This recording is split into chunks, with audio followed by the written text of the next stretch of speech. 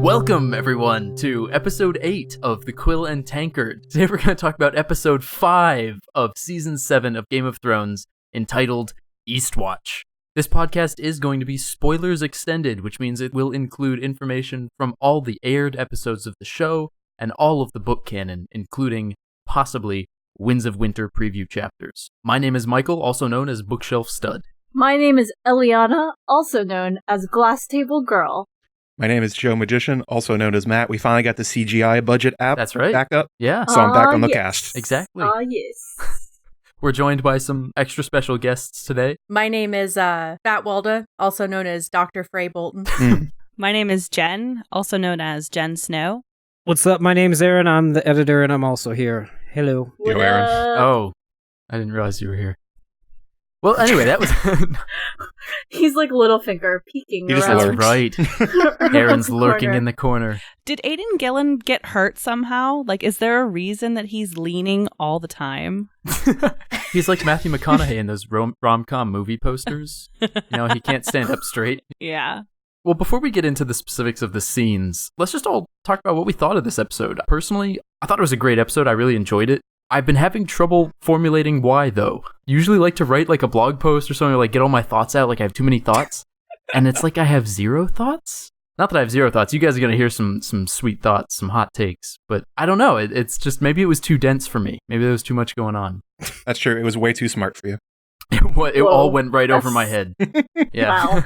Eliana, what did you think of it? I didn't really like it. I don't know. For me, it felt kind of disjointed and jumbled, especially compared to last episode. I really liked the last one, and I felt as though we got a lot of strong scenes and a lot of like strong intercharacter like scenes, and maybe this one just felt dense. It didn't really resonate with me the way that it seems like a lot of people loved it. Right, sure. I mean, some people have been, it's the best episode ever. By some people, I mean Jeff, who said it was the best thing since Blackwater, which... Is he trolling or is he being serious? I never know with him anymore. You can never tell. No, he really liked it. Loved it. He did like it, though. Yeah, he did for real like it. Well, he's wrong. Well, that's not new for him, so... Hamfast42's wife says he's wrong. Well, Matt, what'd you think about it? I really liked the episode. I didn't think it was good as the last one. I thought it was sort of like a bridge episode in a lot of ways, where they were putting pieces back together for their next big set piece they're going to do. For sure, yeah. There wasn't a lot of action. There was a lot of fan service to sort of make up for it, but it was fan service I really loved. And I love seeing the interactions of characters coming back together, especially Gendry. I was so amped when I saw him on screen. Everything in that episode was great. But I understand what Eliana's saying. It felt a little thin because it kind of was. It was sort of continuing previous plots without starting a lot of new stuff and no big set pieces. It was, which yeah. we had the biggest set piece last time, so it's kind of a come down from that. What was the biggest set piece last time? There was this big battle. The loot train battle. Loot train, yeah. Oh, yeah. Oh, but all the kids are calling it. Yeah. Yeah, the Lego set. Used up all the pieces in the Lego set. Now they can't build anything. All they got left is Duplos. Yeah. Whoa. What did I think? It was easy to watch. My husband, who's a filthy casual, like, he enjoyed it. He's not, actually. He read the books before I did. I read his copies of the books, but he's not a moderator, is he? But he is not obsessed enough to moderate a Song of Ice and Fire subreddit. Yeah. Coward. So we're like responsible adults, but yeah. I think he enjoyed it, and I enjoyed it too. Like I said, it was easy to watch. I didn't enjoy it as much as last week's episode. Interesting consensus we're building here. Jen, what about you? So I think I'm going to break with the consensus a bit, and I really, really liked it. I didn't like it as much as Jeff appears to, but I did really like it. This was the first episode that I can remember in a long time having like a really excited, visceral reaction when Sam and Gilly were reading about the annulment. I was actually on my feet, like, just say it, reveal it. And of course they didn't. They didn't. I've liked a lot of other episodes, but this one I don't remember reacting to as strongly. Oh, that's a good metric though. I mean, it did elicit a lot of feeling, I would say. Aaron, what about you, buddy?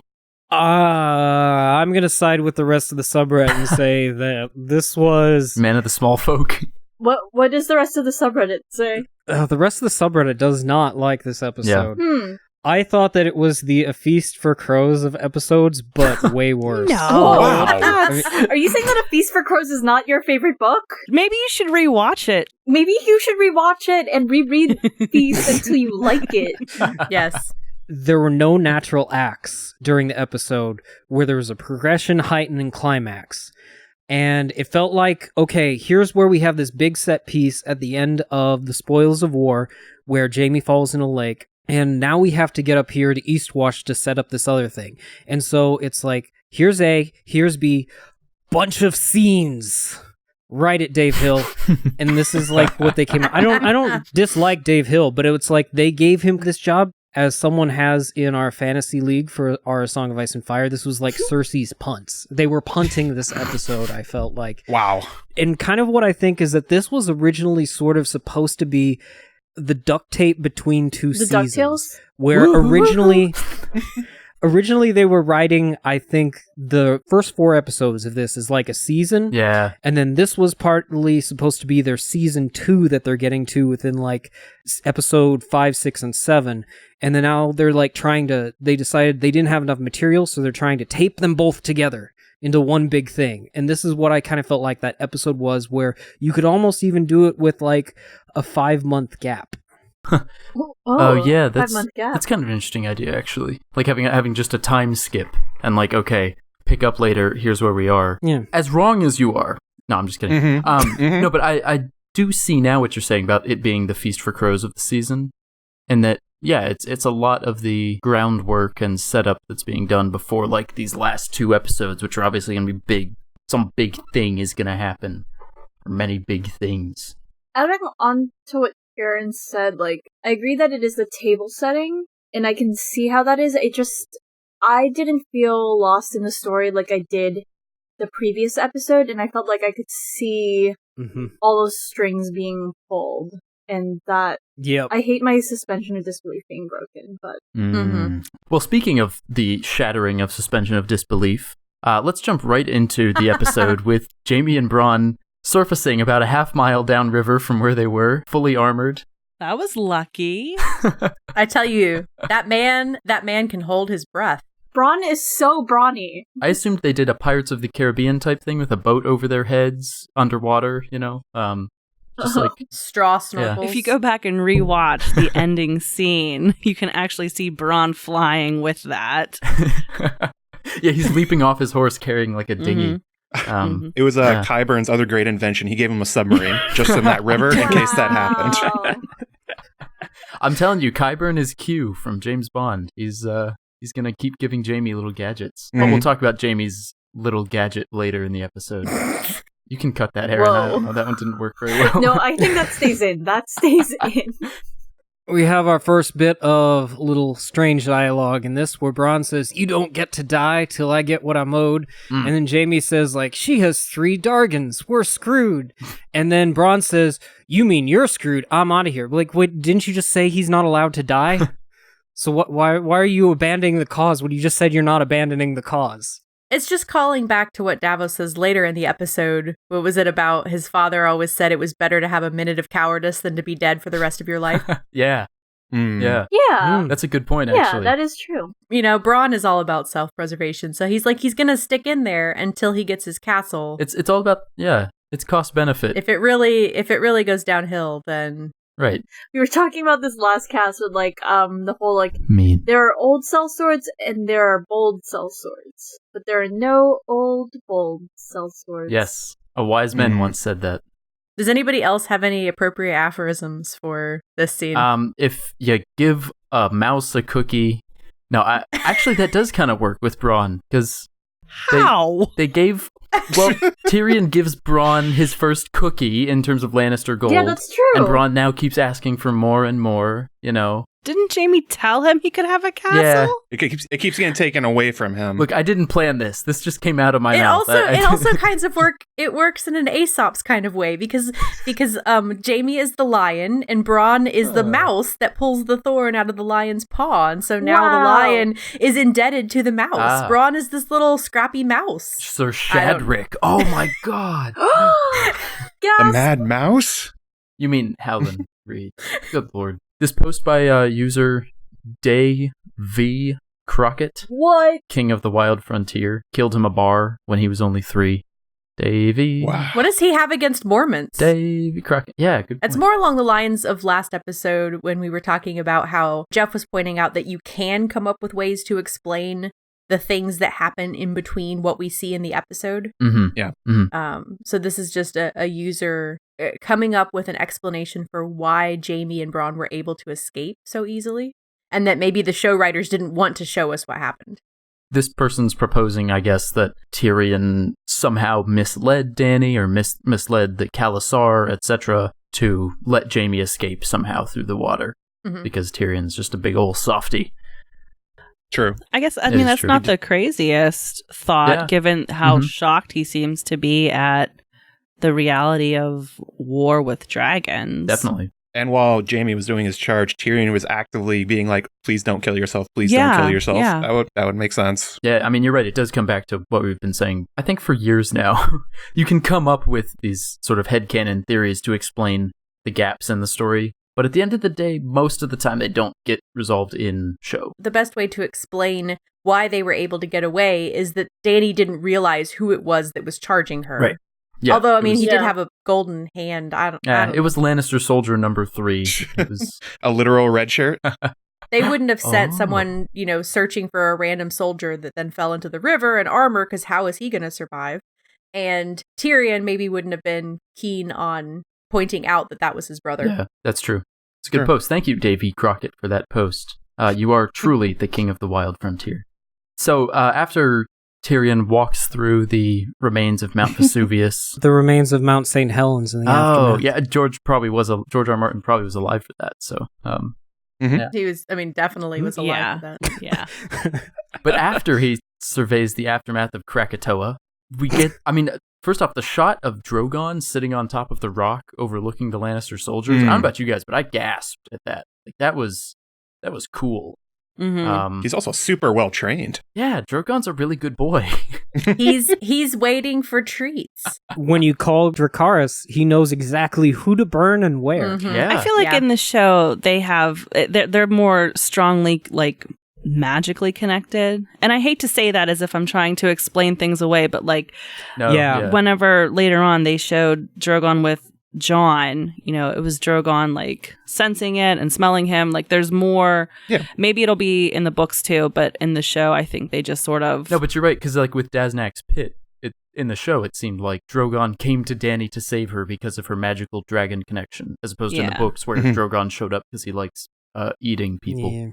Right. That's what I said. He was waiting for his treats. And in the show, did they show the little girl that got killed in Marine in the show? Mm-hmm. Oh, did they? Mhm. Okay. Shit. Yeah. Can I just say, I think it's incredibly wasteful for Drogon to have not eaten the Tarly? Yeah. No, I agree. I'm 100% with you. He just burned them to ashes, and I'm like, Drogon, we just burn all these people's food. You're coming up against the long night. We don't have time to just be wasting food. Yeah. He should have eaten them. He just got done fighting in this really huge battle, and his resources are probably kind of depleted. He's probably really hungry. That's true. He needs more mana. Yeah. More mana. Literally, man. Oh boy. Yes! This is true. Drogon really needs to work on his long-term planning. He's really not there with the rest of the tacticians in the show yet. It's the executive functioning. If you gave him Yeah. a marshmallow and told him to wait for it, he would totally roast it and eat it. Yeah. If you give a dragon a lord, He would totally roast it and not eat it, I guess is the case may be. Oh wait, are they like the Reign of Fire dragons where they eat ash? Maybe just went down and ate it afterwards. he just licked it off the ground. He's like a Hoover. Maybe he's only vegetarian. Oh, that would be a twist. Yeah, after that one girl in Marine, he's like, never again. It's not sustainable. I just imagine Drogon sitting on top of the pyramid going, never again.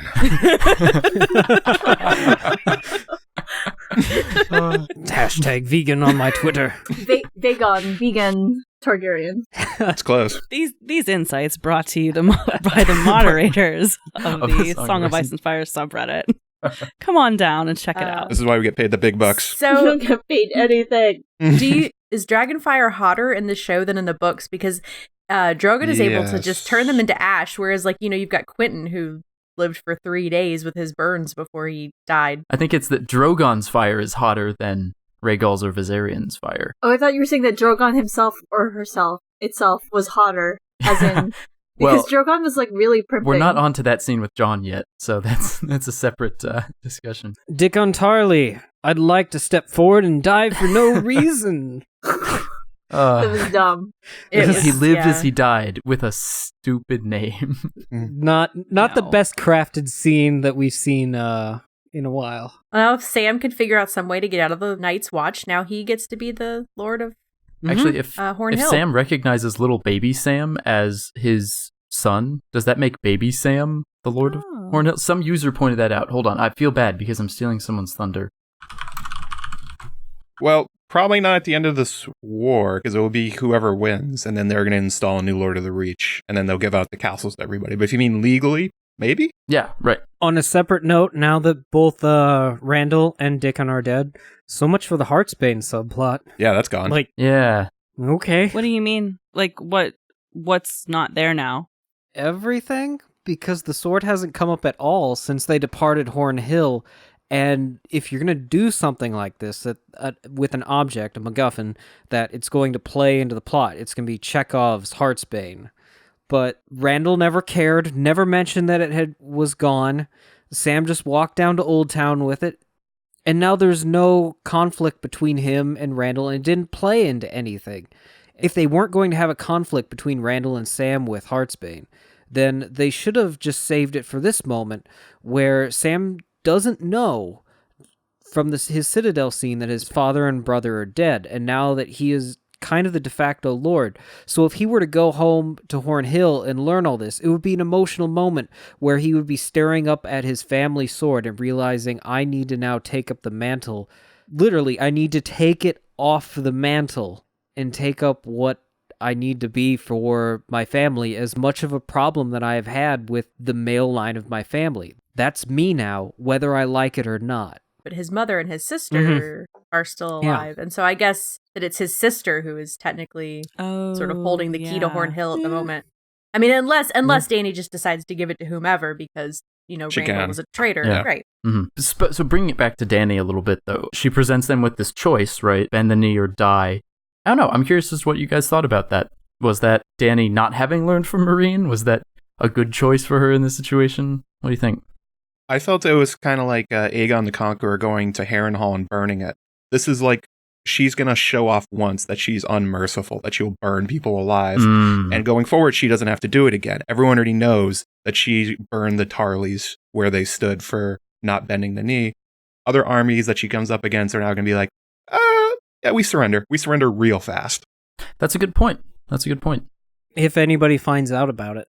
Well, they kept all the soldiers alive, so... I guess if they write home to their families, maybe it will...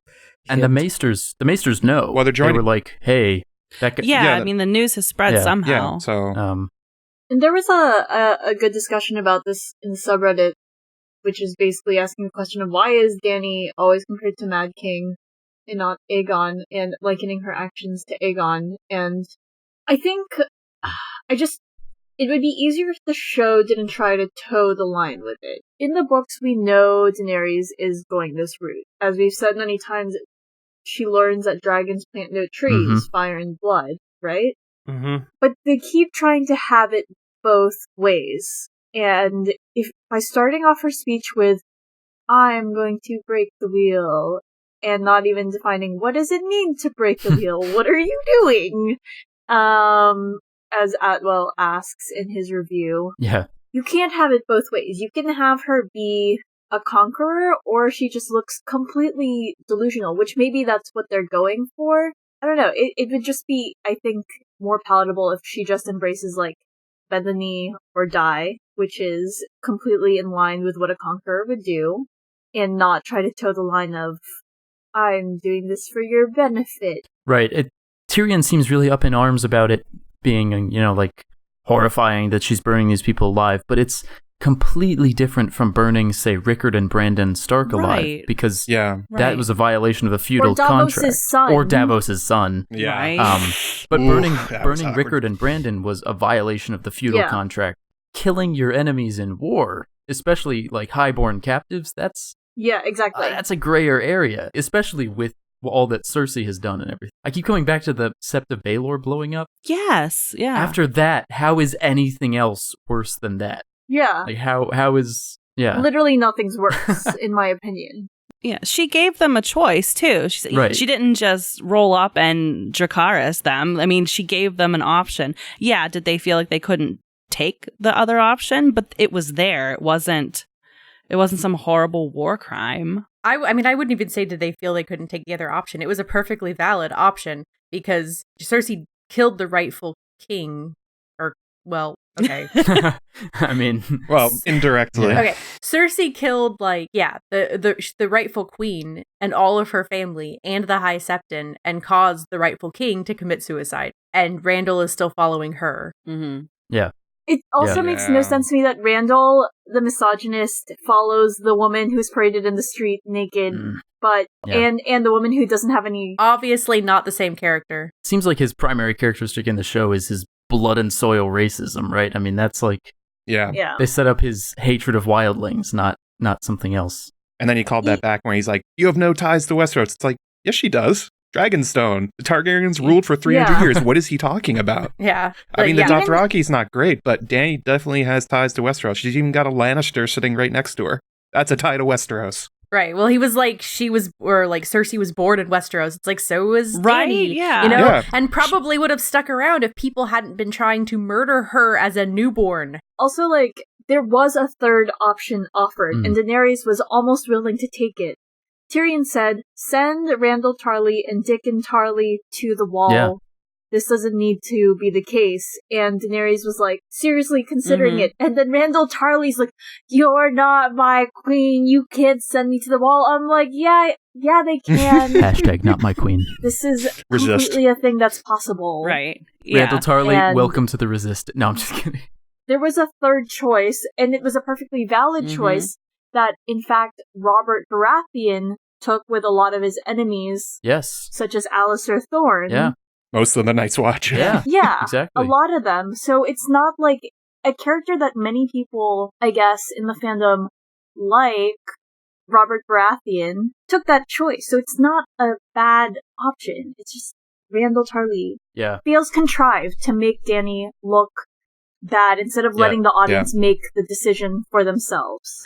You know, and we can argue about why Randall Tarly didn't take that option, but I mean, that's irrelevant to Dany. Dany was fine in this situation, or as fine as you can be in a war.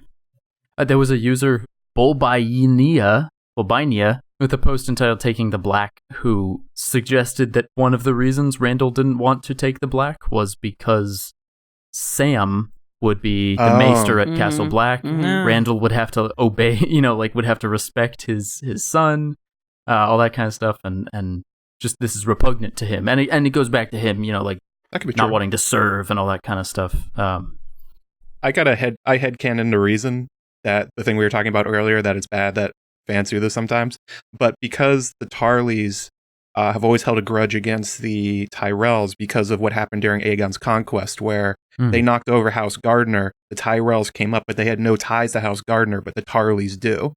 So in that way, Tarly has always had this weird chip on his shoulder that he has to obey somebody that doesn't have lineage going back to Garth Greenhand.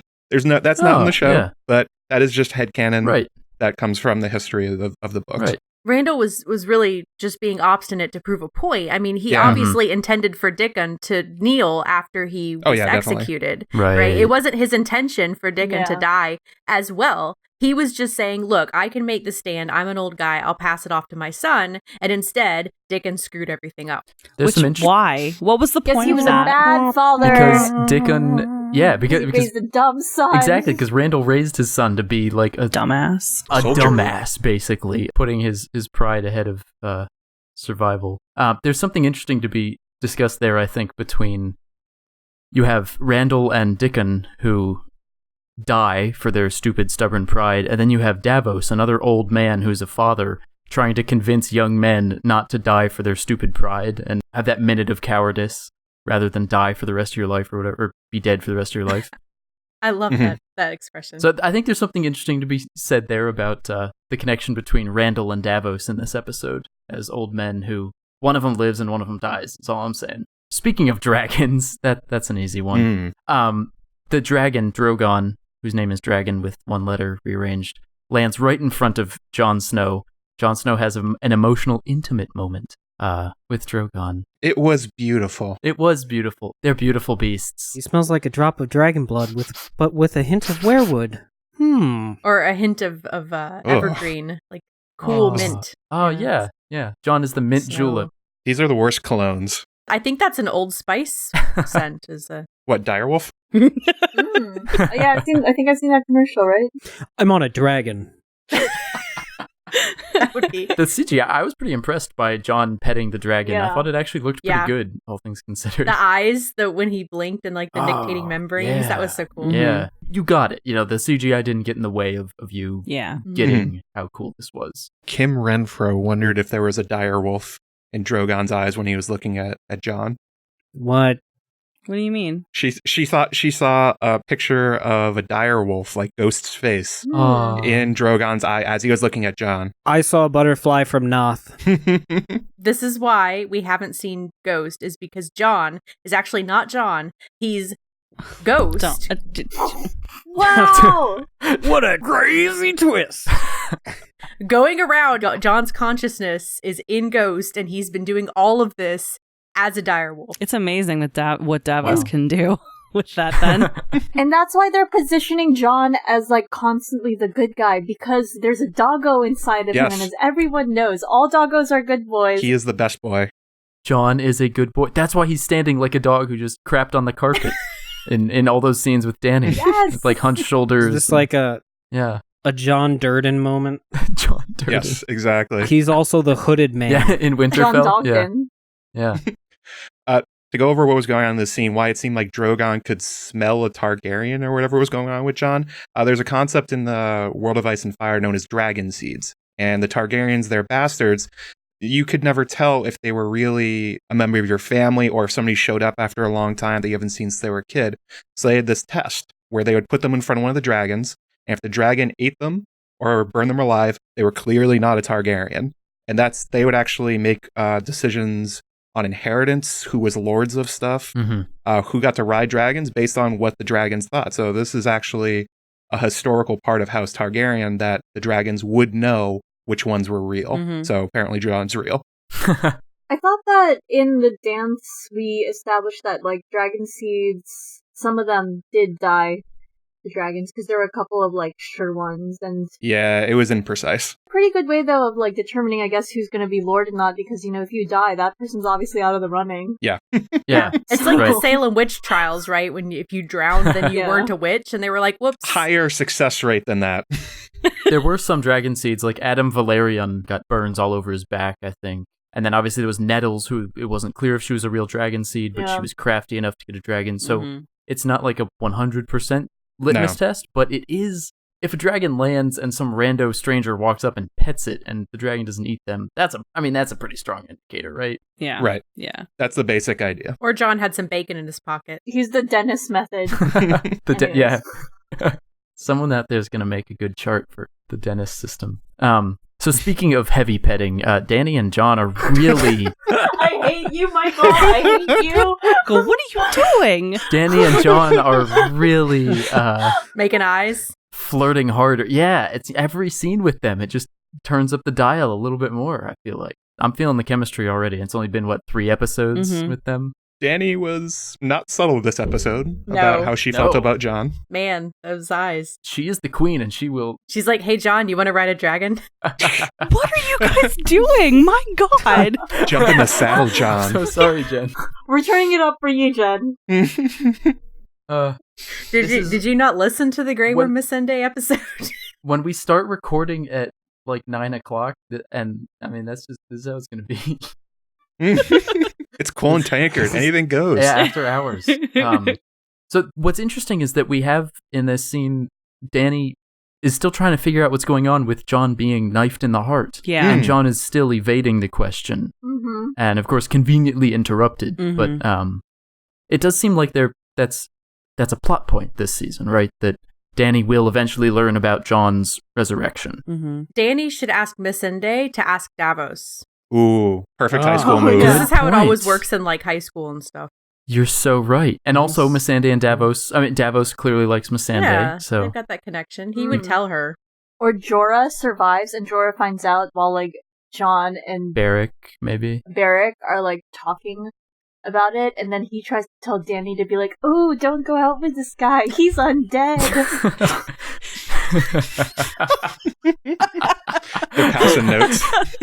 Yeah. And she'll have this big diary where she had written like D plus J and then a heart around it, and she'll like cross it out sadly. And Yeah. And then Jorah sees it, and he's like, "Oh, J for Exactly. Jorah." No. And then Gendry sees it, and he's like, "Oh, J for Gendry," because he's illiterate.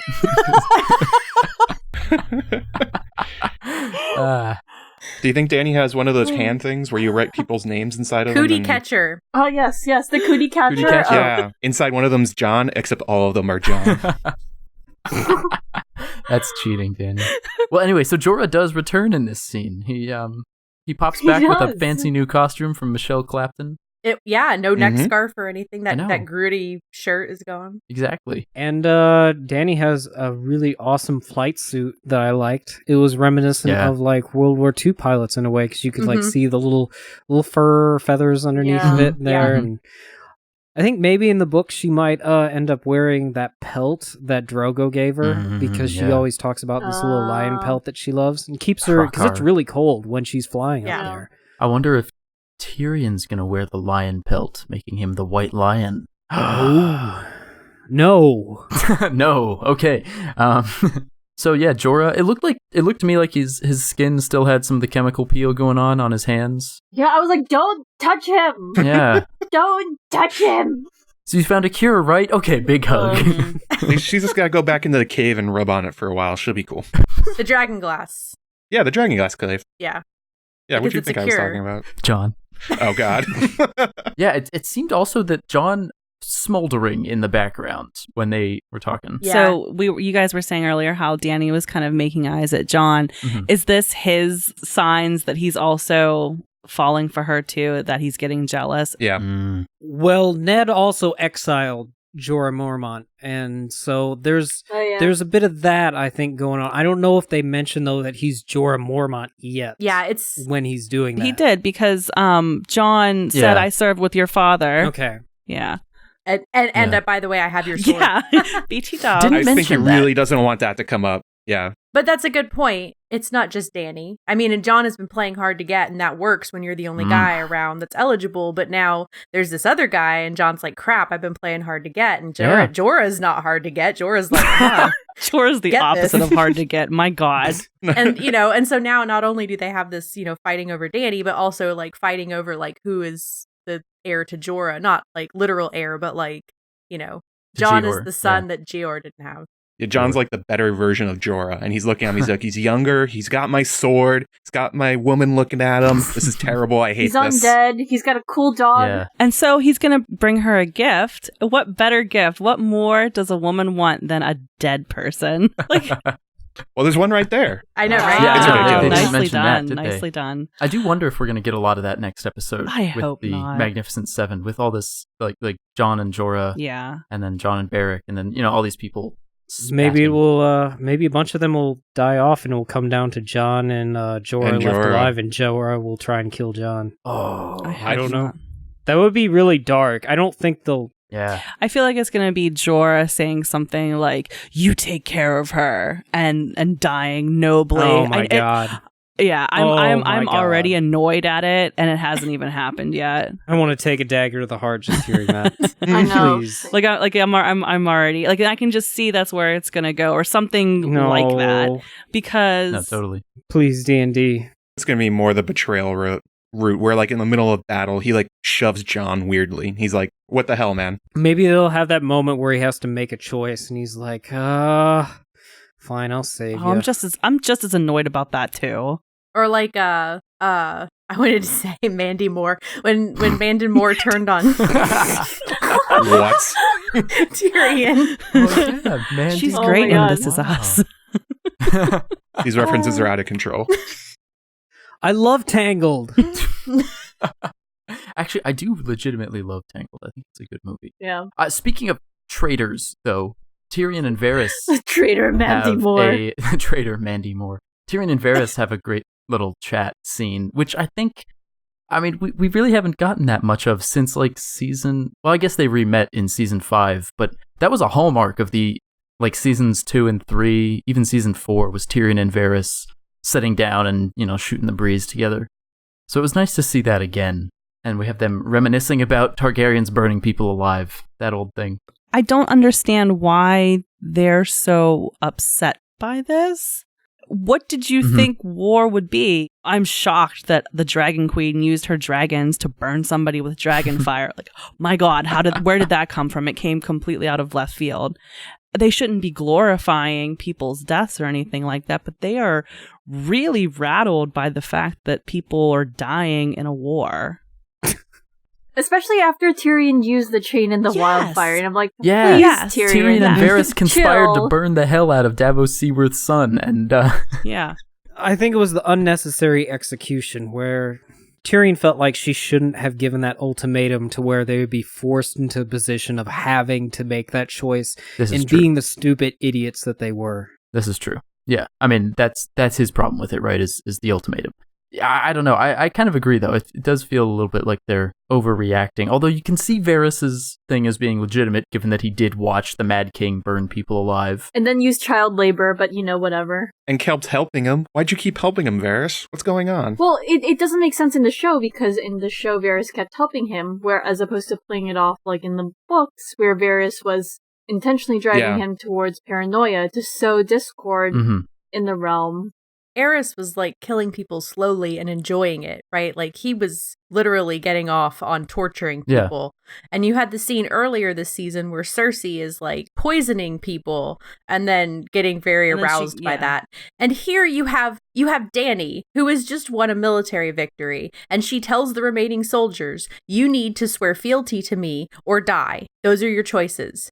And someone says, "I'm not going to swear fealty to you." Fine, then you get to die. It was super pragmatic, and yet people are like, oh, she's insane. It's like, no, I don't think she is. It's these dudes overreacting to a woman doing something dudes have done. Yeah. It's sort of a continuation of Tyrion's plot so far this season, where he thought he was ready for all this. He thought he was like a brilliant military commander. He was going to win over the small folk. It was all going to go great. And especially after seeing all those people burn and watching Jaime almost die and all this, he's having real second thoughts like, am I sure I really want this? Poor Saint Tyrion. Poor Saint Tyrion. But Tyrion isn't the good guy.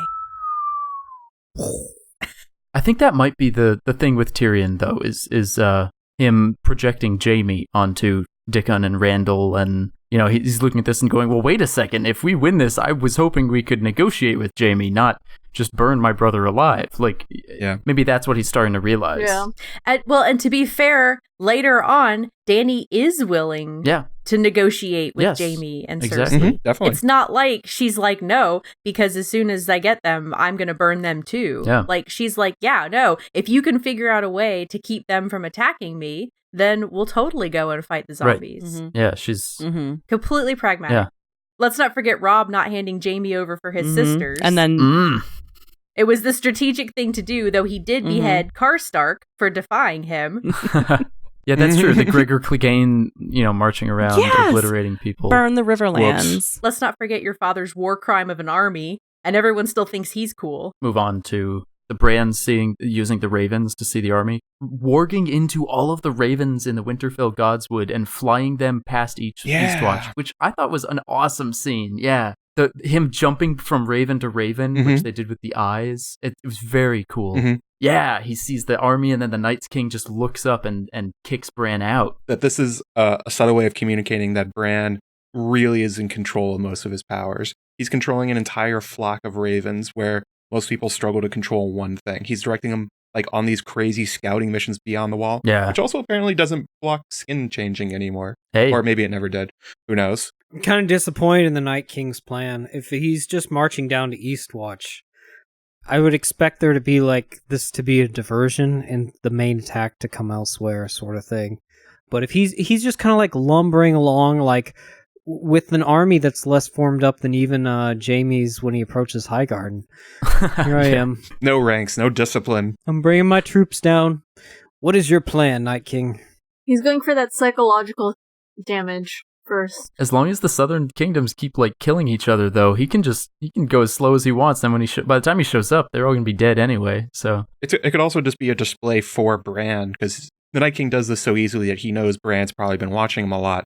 So if you fill up an entire valley with the dead, that's just an impressive thing to look at. Maybe to try and to keep scaring him away or something weird like that. But Bran is a crippled boy and sends out letters, one of which arrives. Varys reads it.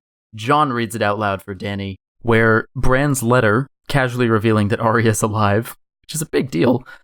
I would love to know how that was written. P.S. Bran's back. P.S. He has seen the Army of the Dead. They're close. Arya's here too. Wave. She's scouting into baking, but in a really troubling way. And this is where Dany's small council concocts their scheme. What is their scheme, Michael? It's a scheme. As I understand it in bullet points, the scheme is we want to fight the Army of the Dead, right? Dany and Jon. Cersei obviously is going to take advantage of them ignoring Cersei to do Cersei things. So they need a way to placate Cersei, arrange a truce. In order to do that, they need to convince Cersei that the Army of the Dead is a real threat. And in order to do that, they have to kidnap a white? Mm-hmm. Okay, awesome. And in order to do that, they need a dream team of the toughest cops on the force. Just the biggest badasses in Westeros. Yeah, this is the Expendables assemble. I was going to say, what was that really bad movie? But, yeah. I did like the ping pong in this scene, though. I don't know about you guys, where each character was like, okay, well, how about this? How about this? How about this? And adding solutions. Let's go get one. And Jorah's like, I'll do it. Yeah, me immediately. I'm here. I'll take care of it. What are you doing, Jorah? That doesn't make any sense. I wonder if it's not because Jorah's been reminded now by like 2 straight people that his dad was LC up in the north. There's a good post about that. There? So, user Waxahachie Phil. Waxahachie Phil. Waxahachie Phil made a post, Jorah and Jeor Mormont, and says that Jorah has fulfilled his father's dying wish in a sense. If you recall, as Jeor Mormont lay dying at Craster's Keep, he told Sam that he had one final wish, that Sam find his son Jorah and tell him to take the black. So Sam and Jorah met at the Citadel. Sam did not mention Jeor's dying wish, unless, he was talking to him about it when he was making mincemeat of his dragon scale stuff. The user says, by saving Jorah's life, Sam gave him the opportunity to volunteer to range beyond the wall. Jorah might not be taking the black, but he is serving the original purpose of the Night's Watch to protect the 7 Kingdoms from the White Walkers. Yeah, that's true. That's a book thing, though, isn't it? Yeah, in the show, Jeor has no last words to Sam. He just dies. Oh, really? Yeah, he just grabs Rast and is like, yeah. I mean, like a bear. It's okay, because it's still true that Sam reminds Jorah of how great Jeor was. Yeah. I served with him, he was a great guy, all that kind of stuff. That does the job Jeor's last words in the books do as well. I mean, it serves the same purpose, I think. Sam could just show up at one point and be like, your dad once said that he would like you to take the black. And he's like, where did that happen on screen? No one knows. It's fine. Honestly, if they had done it, I wouldn't have even cared. Like, if they had just thrown in the last words, I would have been like, yeah, okay. Right. Sam was a steward, right? Like, there could have been... Wasn't there a moment where they, brought something up in the books this episode that wasn't in the show that took place? The hand. The Alistair Thorne's hand mission. Never happened in the show. Didn't it? Happened in the books. Well, Alistair Thorne was sent off, but they didn't have the scene where he arrives down in King's Landing. Yeah. Alistair Thorne goes missing from season 2 and 3 and shows up then again in season 4. Right. He doesn't have a cameo. Yeah. My favorite after the episode was the hand motion he kept doing for the white hand. He was like, wiggle, wiggle, wiggle, wiggle. like this. Like this. Just like Gregor Clegane, like this, and then wiggles his fingers. Oh my god. No. And he wiggled his fingers like this. Then I did jazz hands. Yeah, so they assemble this dream team, right, at Danny's small council, and John volunteers to go north because that seems like a sane thing for a monarch to do. John's just suicidal. He has been for a while. He keeps trying to get himself killed in weird ways. Kind of wonder about that. Jorah's like, I'll go, and Danny's like, great, and John's like, I'll go too, and Danny's like, but you could die. It's like, Jorah's like, wait. She looks like she's about to cry when he says it. And when he says she has to leave, she's like, but this, me and you, no. Thought we had something. I mean, obviously, John and Sansa is endgame for the books, but I can respect this for the show. No. Well, not John and Arya? What? I thought Arya made more sense. Well, no. This is horrifying. I thought it was the undead corpse of Ygritte. Oh, she's burned. They burned her. Oh, no, wait. Speaking of burned family members, Sam walks in the room during a meeting of the Archmaesters and happens to overhear them talking about a very important letter, which is Bran's letter, of course. And Sam is like the only person in Westeros who has met Bran at this point. Most of them are either dead or currently with Bran. I don't know what the Maesters must think. This is like Sam comes down and he's like, no, really, there's this undead army and we have to do all this research to try to figure out how to kill them. And all the Maesters are like, yeah, you're crazy. And then they keep getting these letters and things saying like, no, really, guys, there's an undead army. Like, do they think that it's some kind of ruse? Like it's a joke that they're playing on the Citadel. Well, Ebros brings that up where he brings up like the possibility that like this is a ploy by Dany to get the armies to go north so she can come in and conquer behind it. That's not unreasonable. Yeah. I don't think they're being curmudgeons. I think they have a high burden of proof and they haven't gotten it yet. Sam showing up and saying they're real is not that big of a data point for guys like that. He's not really selling it either, because he's also kind of playing this whole John thing about not wanting to say that he died. Sam's not saying, I killed the White Walker. Yeah. I looked into a White Walker's eyes as he approached the fists of the first men. I saw them. I saw the entire army. And he's just like, it's real. Yeah, why does he just say so? Right. Yeah, why doesn't he say things that will make Maesters believe what he has to say is true because of the detail in his descriptions? That's a good point. Got user Pratico, who had a thread titled, Are we going to let go the fact that... ... Way to keep spoilers out of the title, Pratico. And discusses the sort of Grand Maester conspiracy, which suggests that the Maesters have been trying to suppress magic across Westeros, etc., and that this does seem to be at least tied to that, if not direct confirmation of it, because it is the Maesters turning a completely blind eye towards any possibility of magic and trying to find any other possible explanation. And granted, they're not getting a lot of evidence in this episode, right? I mean, like you guys said.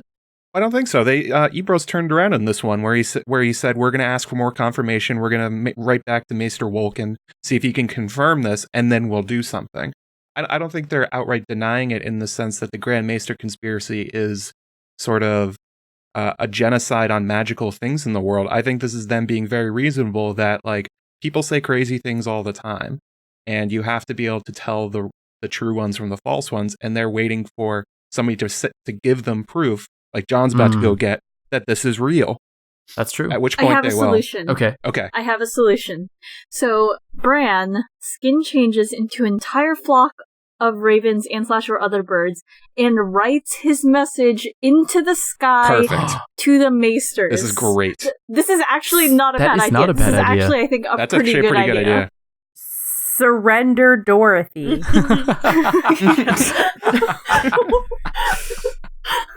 Oh my god. But that's my solution. Nothing says magic quite like skywriting before planes were invented and without Dargans. It's true. That is actually a really good idea.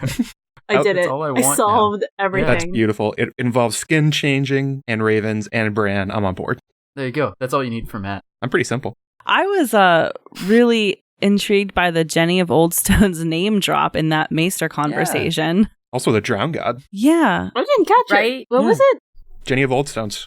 They referred to her as a charlatan who made claims about that she was descended from the children of the forest and said that Bran's letter reminded them of her writings and what she had said. This is such a nit to pick, but she didn't claim descent from Children of the Forest. The ghost of Highheart did, who was Jenny's friend. Yeah. And Jenny married Prince Duncan, the Prince of Dragonflies, who was Egg's eldest son, I think, right? Prince Duncan the Small. Prince Duncan the Small. I thought it was implied because the ghost of Highheart wanted to hear Jenny's song. I thought that meant that was her daughter. Oh. I never thought about that. Oh. That is a theory. And she does always say, my Jenny. My Jenny. Yeah. Oh, damn. But they cut the ghost of Highheart, so Yeah. whatever. Yeah, I mean, yeah. YOLO. And they also cut ghosts, Ba-dum-bum. so, all the ghosts are out. Yep. And then crazy Maester Lodos. Lodos is in the world of Ice and Fire. So Lodos was a drowned man who claimed to be the living son of the drowned god. To drop some of my crazy tinfoil in here, Okay. I started thinking, like, after they dropped the drowned god stuff, that Euron would end up attack the Citadel at the craziest time after Sam just ended up leaving it. Mm. I don't understand, though, why he would actually attack Old Town, because it's in control of Cersei now, so there's no reason for him to attack it. But that was just my thought in the moment. Mhm. It was like, Mhm.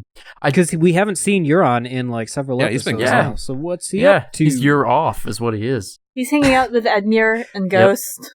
Just having a party. Or is he rowing? Perhaps he truly is rowing. Maybe he burned up all his fast travel powers with getting to Casterly Rock. Yeah, I will say I think that Sam in the books is also not going to become a maester.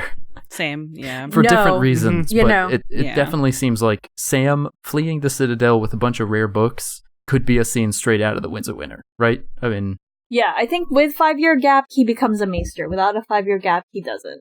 yeah, totally. We should do a modcast episode about the 5-year gap. Yeah, that sounds like a great idea.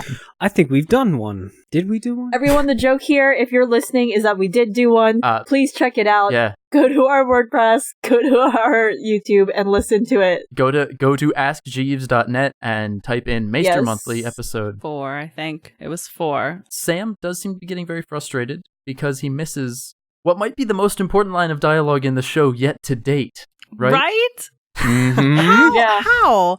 And You mean Ragger? I do not fault Gilly at all for this, because come on. Yeah. But like, how I barely have words for this. I was so I really, really was. And then did Sam give the book to little Sam because he was so annoyed and angry, or was that the book he was No, it reading? was his book. I watched Okay. again. It was Sam's book. Yeah. Because I thought the same thing. I thought the same like, thing. is he gonna rip it up? Like that's it? That's the end of that storyline. Throws it in the fire. Yeah. We're done with yeah, this. thanks, Roose Bolton. So Yeah, no, so do we want to get into the annulment discussion? I think it's time because so the reveal obviously is that Rhaegar legally annulled his marriage through the High Septon and married Lyanna secretly in Dorne. That no one noticed was missing. he just kind of went off on a vacation. It was fun. He just went down to Dorne, and it was also all of this was done in Dorne. Right. So a lot of people have thought that Lyanna and Rhaegar's marriage might be at like Summerhall or maybe outside of Harrenhal because that's near where they were. Right. But the show has said no. This all happened in Dorne. Right. Mm-hmm. Yeah. So that implies that it's after they've gotten to the Tower of Joy. Yeah. Yeah. Or maybe at Starfall. Who knows where it was? Yeah. And I think that's the kind of thing that's going to get revealed in the books. Yeah. And whether or not George knows that right now, knows those kinds of details, or if it's going to be like one of those things that we talked about back when we were talking about Harrenhal a few episodes ago, where there's just a lot of things built in that you can fill in details later. Mm-hmm. So maybe they're just hoping that the show doesn't question it too closely. Yeah. So I have a question, Jen. So you think that the annulment is going to be in the books? I've gone back and forth today. Up until last night, I had been pretty sure it was going to be like a polygamy situation with Elia's blessing, that she was okay with this for whatever reason. The things are done differently in Dorne. She didn't love Rhaegar either, but they had a nice relationship, or that she was in love with someone else. I mean, any reason you could come up with. Yeah. Yeah. But George has actually talked about annulments in the series. Back in 2000, there's a So Spake Martin where he corresponds with a fan about Sansa and Tyrion annulling their marriage. So this is from September 2000. So this person, it's Tigers14. Whoever you are, Tigers14. 17 years later, your words live on. Oh my god, it's been 17 years. Oh my god. Tigers 14 is now Tigers 31. That's crazy. Oh no. Excellent. The Tigers live that long? Oh no. R.I.P. Tigers 14. They ask, can a marriage be annulled without both parties present and without Sansa revealing who she really is? And George says, no one needs to be present to annul a marriage. Oh. And so with that, with knowing that, so Elia and Rhaegar's marriage could be annulled without either of them being there. One of them just has to request it. Interesting. So, yeah, the long way around, and to answer your question, Walda, is that, yes, I do think the annulment is going to wind up being in there after all. Do you wonder just because, like, then, like, as this user, whoever wants to bring that up, points out, IS00. yeah, as user IS00 says so about young Griff, they're asking about, like, if young Griff / Aegon's claim thus becomes illegitimate in the books. And maybe it doesn't work that way when a marriage is annulled, but I think that's just, like, an unnecessary point if the whole conflict is supposed to be about, like, various competing claims to the throne. I personally don't think that the annulment will happen just because of the Fagon plot. So what I would say back to that, and in real history, the annulment is separate from the succession. And Michael, weren't you? Yes, as a one-time employee of the Catholic Church, I can verify that. No, you're practically a priest. Yeah, I am practically a priest. Or the Pope. The Pope. I am Pope Michael. The young Pope. In Catholic canon, an annulment does not make the children of that marriage illegitimate. It doesn't affect the children, it only affects the marriage, the relationship between the spouses. Right. The children stay exactly as they were, as if their parents had been married. As far as politics are concerned, it doesn't affect the line of succession either. So, like, whenever Henry VIII was rewriting his line of succession, he kept putting people in and out. So, what I'm thinking is that Rhaegar married Lyanna, annulled his marriage to Elia, but didn't tell anyone. But didn't intend to disinherit Aegon or Rhaenys or declare them bastards or anything. It's not a foregone conclusion that that's what happened. Well, there is something that maybe goes to that. It's the fact that Arthur Dayne, Gerald Hightower, and Oswell Went were all there guarding the tower. You could say that he's just guarding a priest, but that's the Lord Commander of the Kingsguard and the most deadly guy there. They may be under the impression that Jon was king.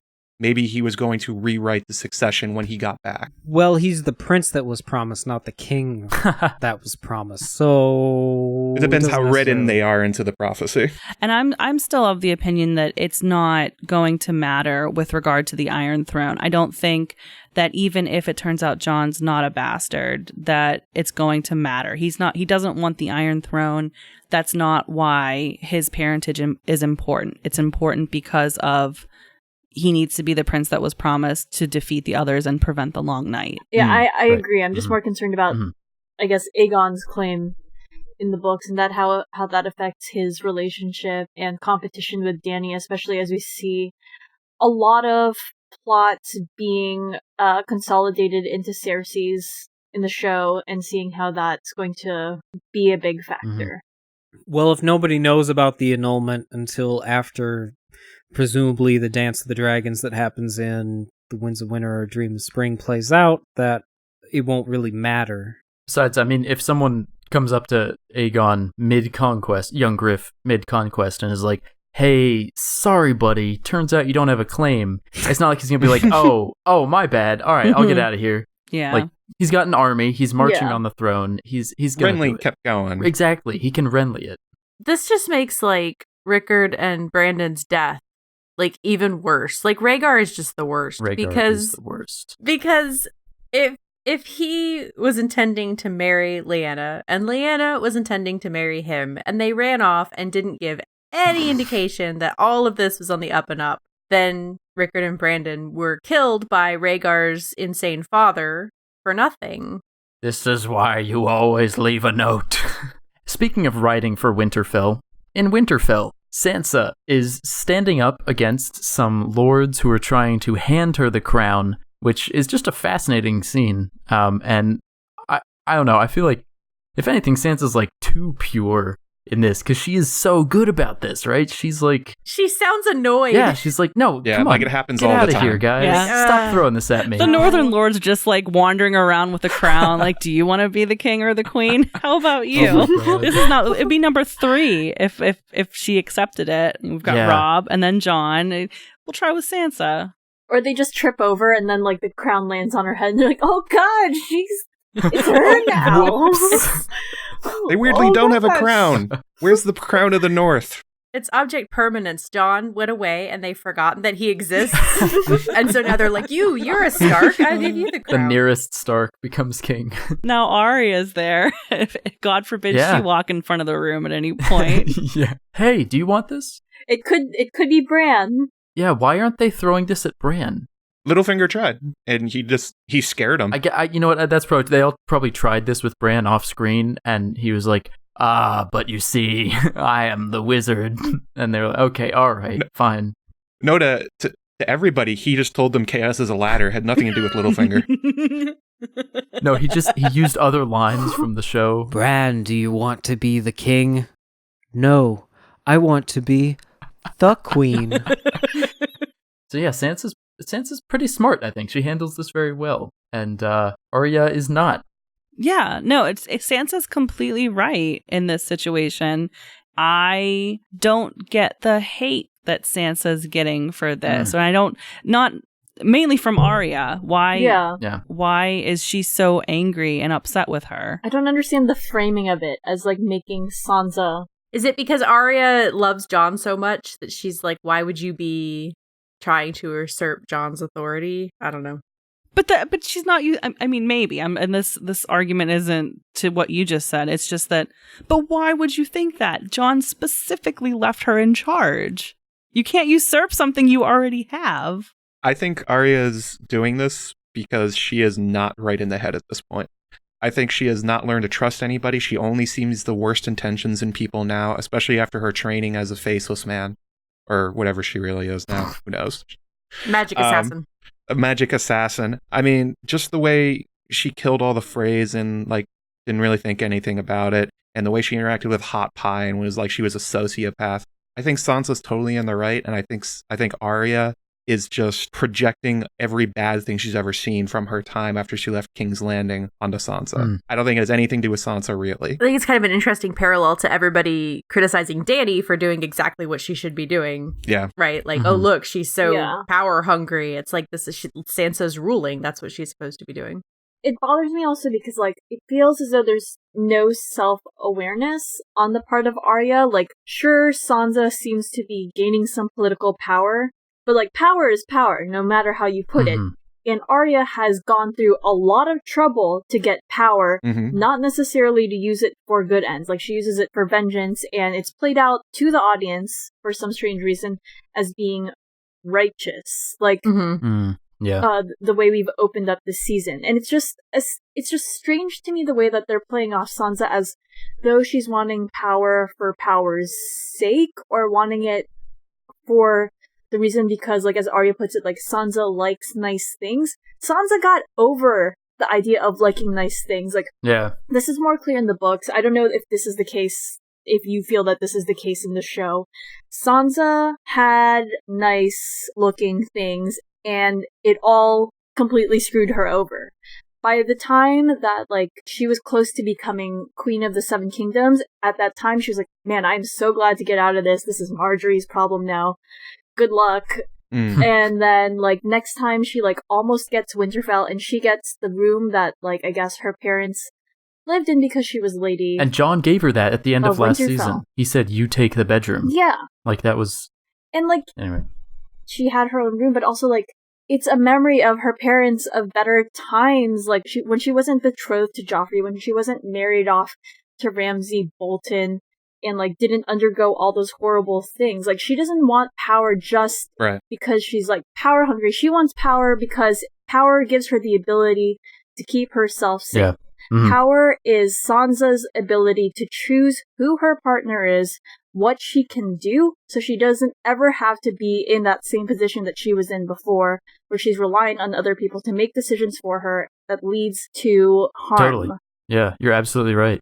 You're absolutely right. This is Arya thinking like a child and Sansa thinking like an adult, because what is she supposed to do? Is she supposed to not use the master bedroom? I mean, obviously that room belonged to Rickard before it belonged to Ned, right? Someone has to inherit that. Was he supposed to say, oh, my father died, I wasn't supposed to be the Lord of Winterfell, nobody can live in there anymore? This is how dynasties work, right? I mean, the person who is the Lord dies and you take over. Otherwise, like, what are families for? Yeah. No, but the second Arya started having dialogue in this scene, I felt the puppet strings of the show like reach down and fall from the ceiling and start grabbing Arya and making her dance in a way that she hasn't been portrayed for the past 3 episodes, 2 that she was actually in.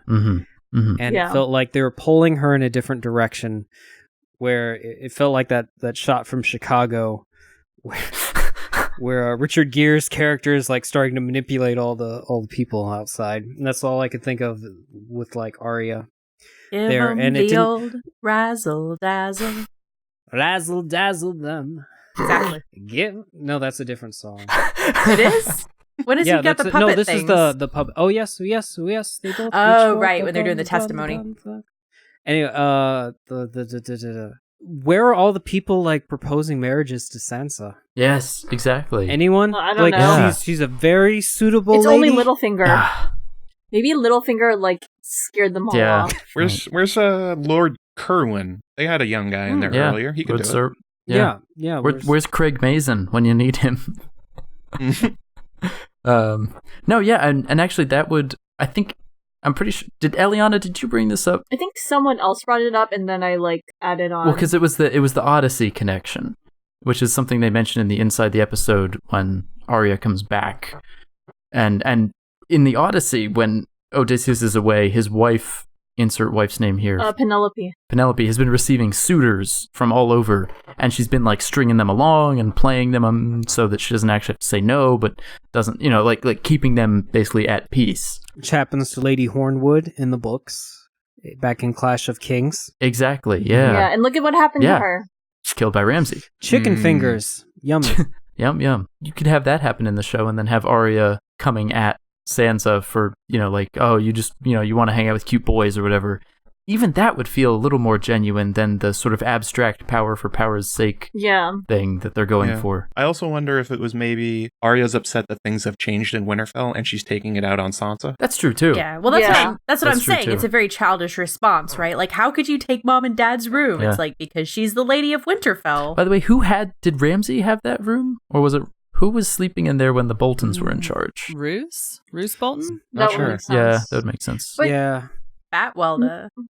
Matt, what you were saying makes, if they had played it up as like Arya taking out the idea of change and being like upset about it because it's different from her childhood, I would be more fine with that if they played that up, but it felt more like they didn't know how to write that internal character development for Sansa and for Arya feeling that way. Yeah, I think you're right. So instead, they're like, we need something to happen in this scene, and instead of actually doing the character development, we're just going to have these two sisters clash because reasons. Like, as Aaron was saying, you can see the strings being pulled, and it's just like, why is this happening? Speaking of stringing people along, that sort of leads into the Littlefinger, who apparently is a super genius, like we always knew, and everyone becomes dumber in his... and he's leading Arya on, right? He's baiting her into finding the letter that Sansa wrote to Robb in season 1, telling Robb to bend the knee to King Joffrey despite Ned's shenanigans. I don't know. What do you guys think about this? Is it unrealistic for Littlefinger to be like outplaying a faceless man? He's clearly trying to isolate Sansa. Yeah. And making Arya and Bran maybe turn on her by seeing that letter. Maybe this is the way you can do it. The back and forth between Arya and Littlefinger is so strange. It's either what you're saying, Arya's gotten a lot dumber and worse at being a faceless man, or they're like 4 levels deep and they're both playing off each other. Yeah, and it's like a weird dance. There's no in between. It's one of it's the like two. the Princess Bride. I'm guessing Spy versus spy. Yeah, is it spy versus spy, or are they just bad? Yeah. Mr. and Mrs. Bravos. No, it's like the Princess Bride scene, like with Vizzini trying to outguess. Yeah. You know, it's like, but she knows Yes. she knows I'm going to find this letter, so I'd better hide it here. And Do you guys think Sansa has any idea about what Littlefinger is or is not plotting? Has she become the player that everyone thought she would be? I don't think she knows. She's got her hands filled, like trying to manage the lords right now, Yeah. and is not really worried about what Littlefinger's up to. But I don't think she's given any indication that she puts a lot of stock in what Littlefinger is thinking. I mean, she's made it pretty clear, you're still here because we need your armies, but Yeah. I'm not putting up with your crap. Right. What is Littlefinger thinking right now? He wants Sansa, and he wants her alone. I think Yeah. he's got his little These drawing. stars. Yeah, he's got his crayon drawing. What's his plan? He never has a plan, is the thing. Chaos. And that's I honestly think his plan is he's isolating Sansa by trying to drive a wedge between her and her siblings. Yeah. And this is the only way he can think For to sure. do it. It's a bad plan. I don't think it's going to work. But I mean, what else are you supposed to do when you've been confronted with a kid that can apparently see into your past? And Arya, who just showed that she can take on Brienne of Tarth. I think he's panicking. And he's just kind of trying anything that will work. And it's a bad plan. Phase 1, return Arya against Sansa. What What what's was that? happening? Well, phase 3 is profit. Yeah, but what's phase 2? What? Well, you see, Oh, he's the gnome. He's the underpants gnome. the what? What is What? that? What is an The From underpants South Park. gnome? Oh. phase 1, return Arya against Sansa. Oh my god. Phase 2, phase 3, profit. Get it? Oh. You guys, Oh, yeah. the South Park thing. Okay. You've never seen this? Yeah. You guys are terrible. The diagram. They were like 3. Yeah. They were like 3. This is like a meme. You guys are ridiculous. I'm with you, Aaron. And also going back to is Sansa the puppet master. I think the puppet master here is Bran. He gave Arya the dagger. He got Sansa and Arya thinking about it. He said the line back to Littlefinger. I think because of his position as the Three-Eyed Raven, he's setting them off on a collision course. And he just has all the information ready whenever Sansa and Arya get to him. Oh. And he's just like, You know, the Three-Eyed Raven was always like, you can't influence history. It's like, but the Three-Eyed Raven stayed up in that cave. yeah. And Bran has entered back into the world of politics. And so Right. now, like, he's able yeah. to use his powers That's a good thought. to Yeah. gain insight, but actually influence things. That's really good. I think like that's that. I think that's what's happening here. It's not Sansa, it's not Arya, it's not Peter, it's actually just Bran. Pierre. Which is why I wrote that post about why I think Bran tired. being super powerful is a problem. So speaking of the web of politics and the person who crippled Bran, Jaime comes home to tell Cersei that it is apparently hard to fight dragons. Crazy. Wow. It's very difficult. Insights. Yes. He's a master strategist. And it also, we do get the reveal here of Olenna killed Joffrey. Cersei gets to hear that herself. Although she did declare it fake news, essentially. Originally, but then he reasoned with her, and she was like, you know what, like, you're And right. if anyone can buy Olenna's reasoning of, keeping her children safe, it's Cersei, right? Like, if anyone's That's going to true. go, yeah, I would murder people to keep my kids safe. She's like, well, yeah, okay. And everyone's like, yeah. Well, I wonder if, like, Cersei would agree to that. She thought Joffrey was the best. But Jaime's like, yeah, that boy deserved to die. Joffrey was Cersei's favorite in her head. Yeah. Our golden boy. She thought he was strong for being a bully to people and what he did.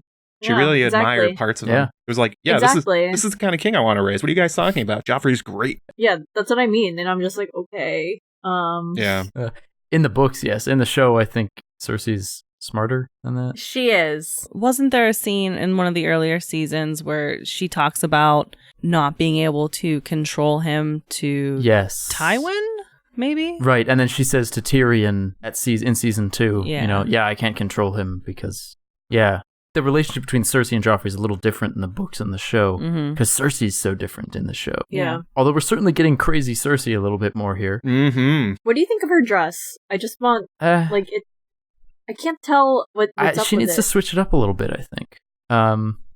In my opinion, it's a little boring. I like the texture. Oh, really? Yeah. Okay. Yeah. I still feel like her hair is kind of awkward. Mm. Like, if she's gonna keep it short, she's obviously at this point like purposefully keeping it short. I feel like she could do a better style with it. That's right. Mm-hmm. Just keeping her mane trimmed. Tyrion and Davos popping off, heading out to King's Landing for the day. It is just a day trip from Dragonstone, right? Right, I mean, yeah. It's really close, yeah. I guess so. One Gendry could row his way.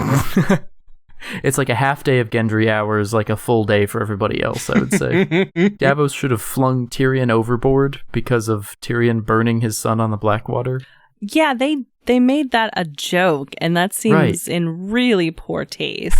Yeah. Yeah, like Davos was really upset about the burning of Shireen, but not as upset about the burning of Right? his son. Yeah. I Good could point. rationalize that, like, his son was fighting in a war, Shireen was, Yeah. Mhm.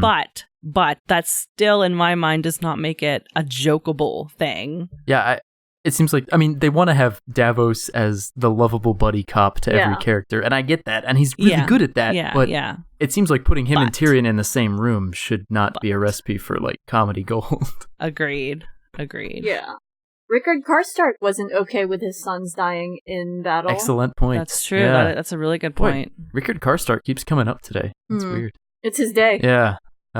His ghost lingers. It's the curse that he placed on Damn it.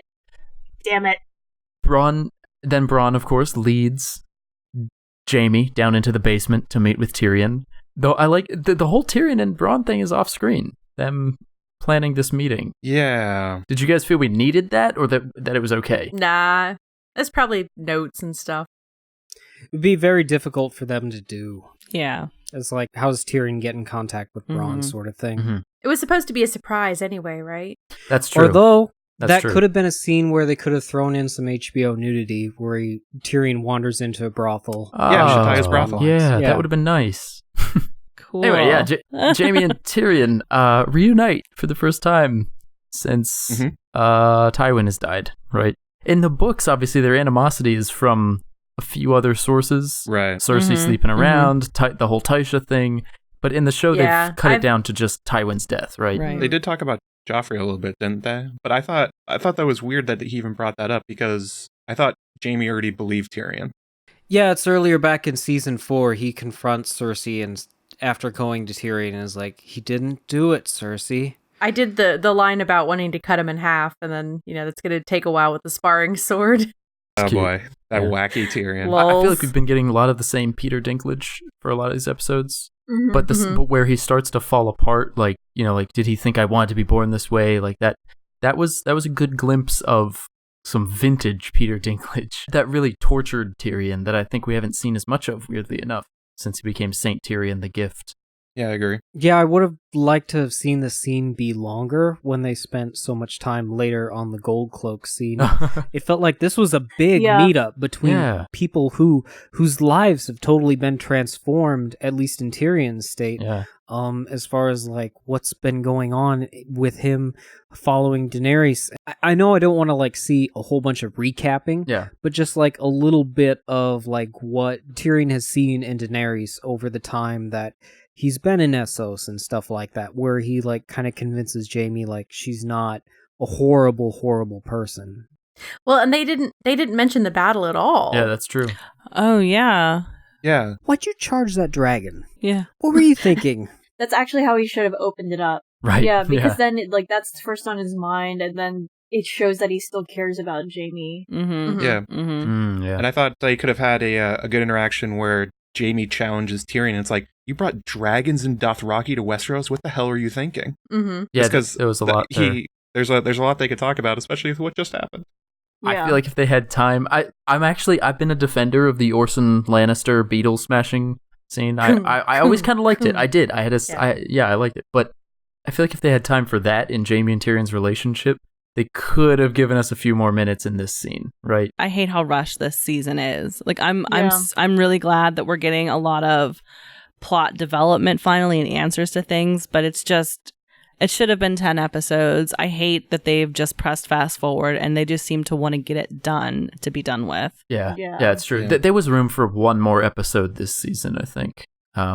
Just to let it breathe just a little bit more.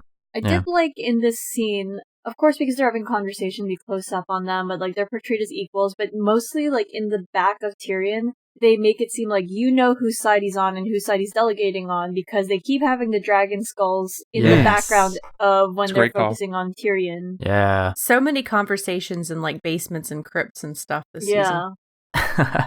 Really using that budget. Well, we're doing a lot of things on many levels. You know, we got the sky level with the Dargans and the birds. Then we got the normal Middle Earth, not middle level, and then we got the subterranean level and the dwarves, and the crypts, and the other stuff. Yes. Yeah. We got anything else on Jaime and Tyrion? No, because the scene was too short. Okay. Very true. And so while they are having their reunion, Davos goes to find his adopted son, Gendry, which was a great return, I think, right, for the character? Yeah, it was. And then Davos drops the rowing. That was almost too much. 100% fan service. Yeah, I appreciated it. I kind of wish that Gendry was at least trying to hide from the globe cloaks at least a little bit more. Like he had a big straggly beard and stuff, and like he had like those glasses, the fake glasses on with like the mustache, and he was like, and Davos is like, I can see who you are. Take those. He's like, Gendry. Now that's a name I've not heard in a long time. No, but he's actually the opposite, isn't he? He's like, yeah, I'm the son of Robert Baratheon, you sons of guns, and here I am. He's even wearing the colors. He's wearing the black and gold. Yes. Even if he wasn't working for Tobho Mott, you'd expect like Tobho to find out about Gendry, or like some other blacksmiths to have like sold him out if he was actually back in King's Landing. They got incinerated when the Sept blew up, though. There's a whole new market. They all went up. Blacksmiths always go to trials. They love them. They love trials by fire. I really liked Gendry. I thought he leaps straight into the story, right? He doesn't need any of this convincing or dialogue.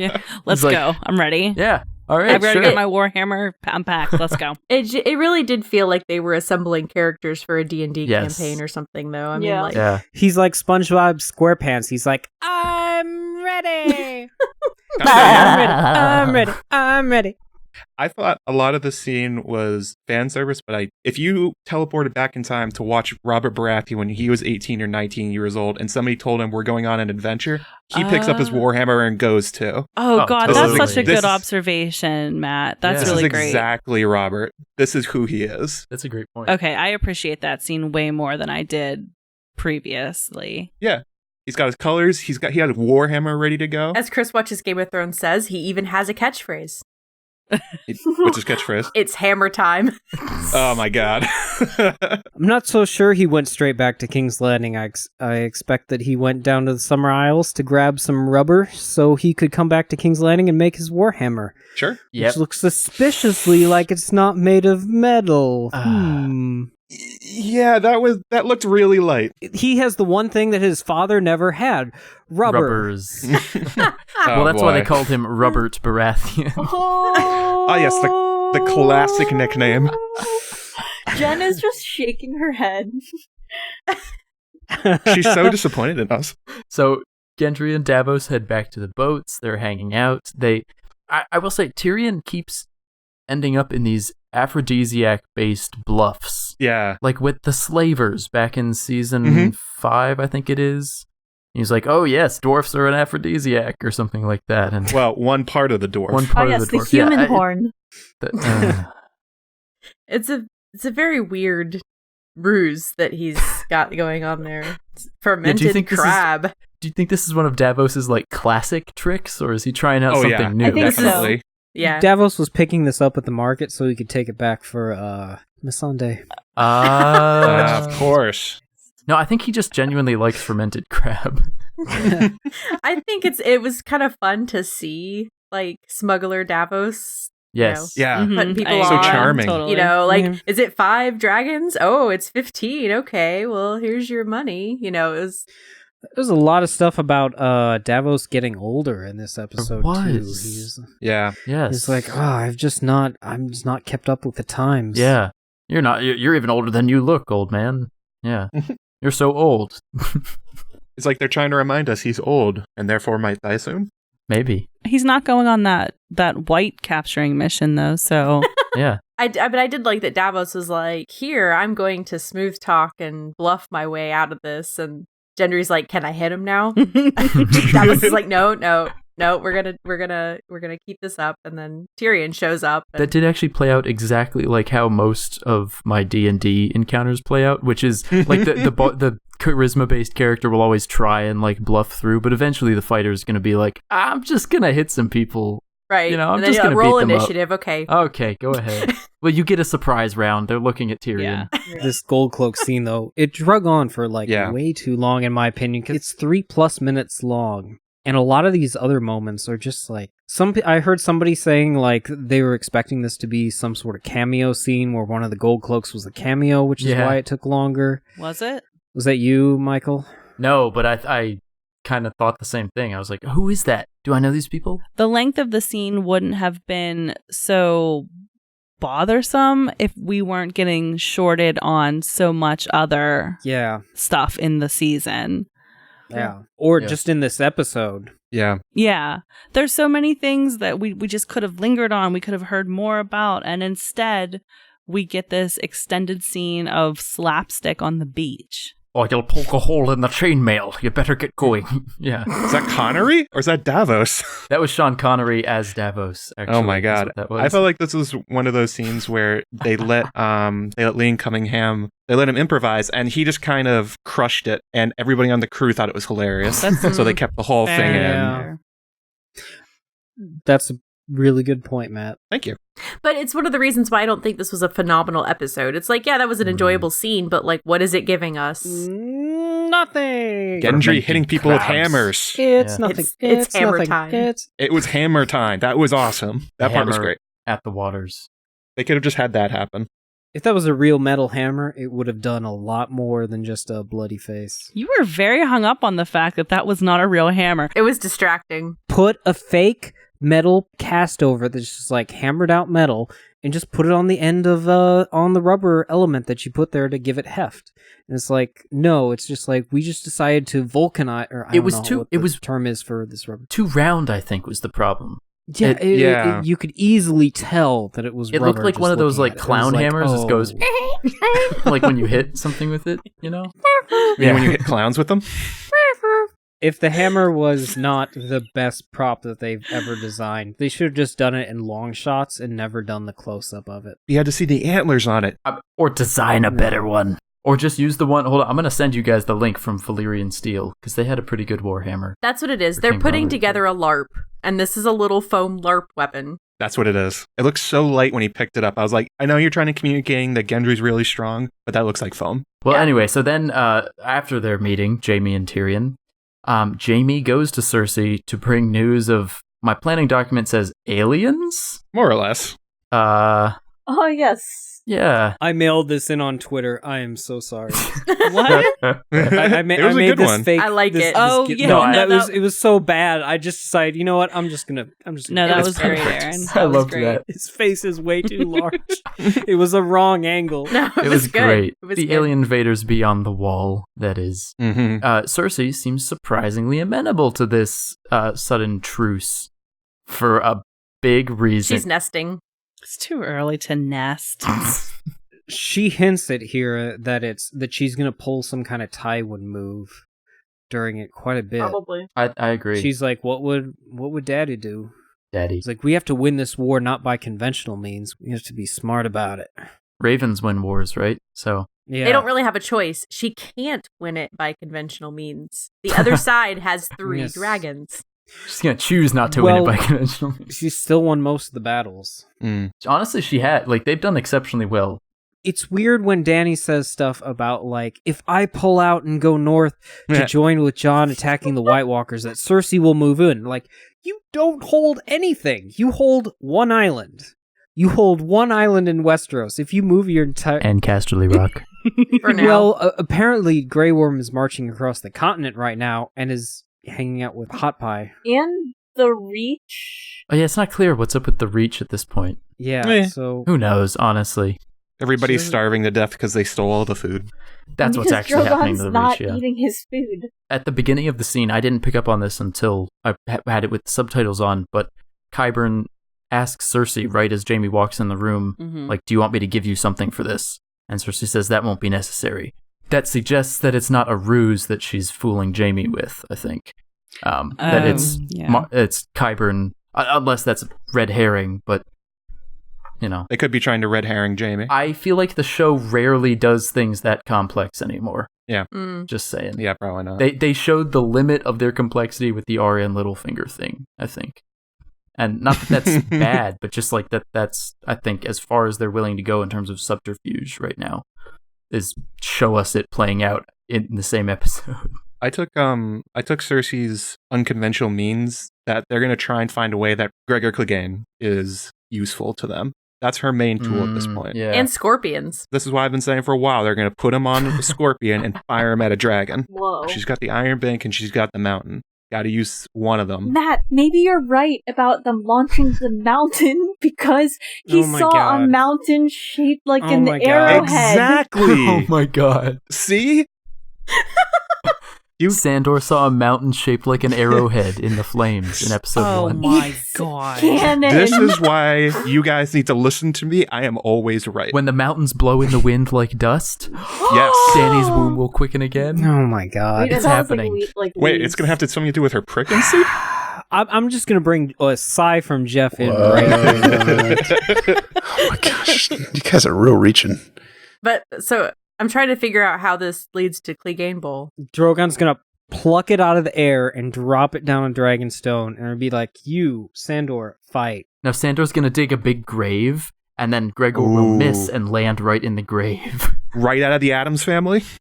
In my opinion, I think it's the best. So Cersei's pregnant. She's got to be excited, right? Because this means the prophecy was wrong. 3 children? Nope. Oh. 4. So she's got to be on, She's already had 4. Yeah. So she has another child in the show. Well, we'll just pretend right. that was her lying to Catelyn Stark, because I don't know. I have no other way to reconcile that. Yeah, they played it fast and loose with that one. I forgot all about that one. They forgot about it too. Yeah. And Yeah, Maggie they the did. Frog. Yeah, so this would be her 4th child defying Maggie's prophecy. That's got to be a pretty good feeling for Cersei. Mm-hmm. Yeah. And she's going to recognize Jaime as the baby daddy. Does this affect Aw. Jaime's character arc in any way? Because I think it was the first episode, he was saying, what dynasty? Who are we going to establish a Lannister dynasty for? Yeah.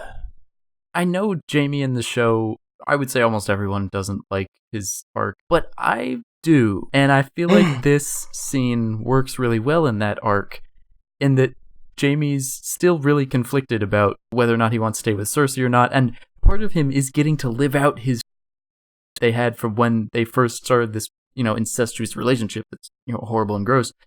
But the fantasy of them being able to live and do this publicly and all that kind of stuff and not worry about the consequences. And the idea of getting to live out that fantasy life, this episode, I think, hits that home even further for him, because he gets to be a dad now publicly with the woman he loves. And it's like, I know it's not what's going to happen in the books, almost definitely, and I totally get why people don't like this arc in the show. I'm not going to defend it, because honestly I can't. I just kind of like it. I just think it worked very well for Jaime's character to have this be a turning point in their relationship together. Mm-hmm. The fatherhood thing. And the dragons are still going to come and kill them all. I mean, it's like, great, we've got a dynasty, and they still have 3 dragons. That's really funny. New possibility for the Valonqar. Cersei's going to have this child, and Bran's going to warg into it and strangle Cersei with its pale white hair. Come on. Perfect. Wait. This has been established by Craster. Oh my god. When you started that sentence, it started. I just didn't think the ending was going to be that. Yeah, is all I'm saying. it was a hell of a twist. Yeah. It's twins. Yes. It's Quaithe. She's going to give birth to Quaithe. It's Tyrion. Time It's traveling finally- Tyrion, who's the younger brother, Yeah. is. It would be a hell of a twist if Tyrion were a leak, like that she gives birth to Tyrion. Oh my god. Nobody could have predicted Incredible. that. It has to be a leak. So speaking of people who are definitely Cersei's child, Gendry goes to meet Jon. No, I'm just kidding. Gendry's not Cersei's child. But Gendry does go to meet Jon on Dragonstone in the cave, which Jon has a good track record with. I just loved Davos's smuggler prep for Gendry, and he's like, okay, your fake name, and don't tell him anything about your backstory. And Gendry walks up and he's like, hi, I'm a fantasy protagonist. I'm the hero of a fantasy novel, John. It's nice to meet you. And then John, because he's in a cave with Gendry, gives him the Lord's kiss, right? That's right. That is what happened. I just felt like it was uncomfortable. Why? Because he just comes in there and he's just like, hi, I'm like the former king's bastard. And John's just like, great. I don't know. He didn't look... We were talking about this with Euron, like how he adds levity to the scenes, where in some aspect, having Gendry come in there and be like all hyped up for adventure would add like a lot of substance and energy to the scenes with Jon in, who's so morose, where I would have liked to have seen more of that, and Gendry like, oh yeah, we're going to have to fight these White Walkers, like awesome, yeah. Pounded breath. Yeah, Just one more a of, little bit a little bit longer. He's like a puppy.